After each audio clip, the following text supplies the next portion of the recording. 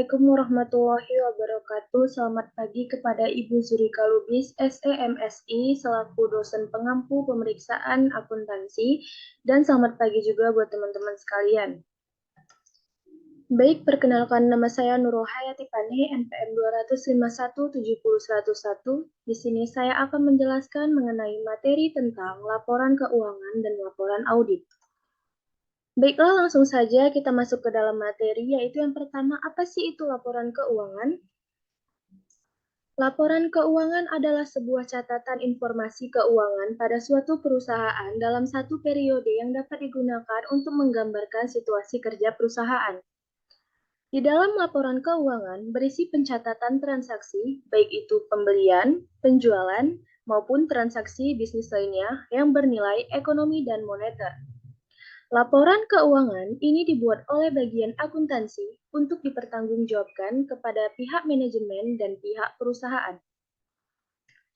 Laporan keuangan menurut Ridwan Inge, yang merupakan salah satu ahli, ia mengatakan bahwa laporan keuangan merupakan suatu format laporan yang menggambarkan hasil dari proses akuntansi yang digunakan sebagai alat komunikasi antar data keuangan atau aktivitas perusahaan dengan pihak-pihak yang berkepentingan dengan data-data keuangan tersebut.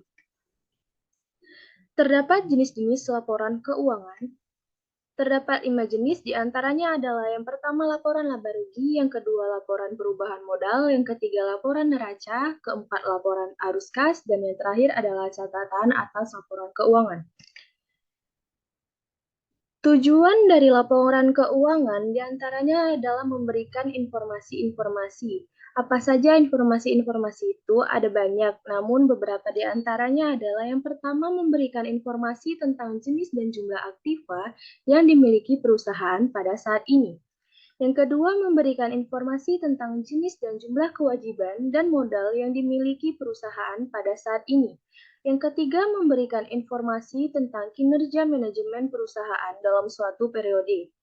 Yang keempat, memberikan informasi tentang jumlah biaya dan jenis biaya yang dikeluarkan perusahaan dalam suatu periode tertentu. Yang kelima, memberikan informasi tentang catatan-catatan atas laporan keuangan dan lain sebagainya.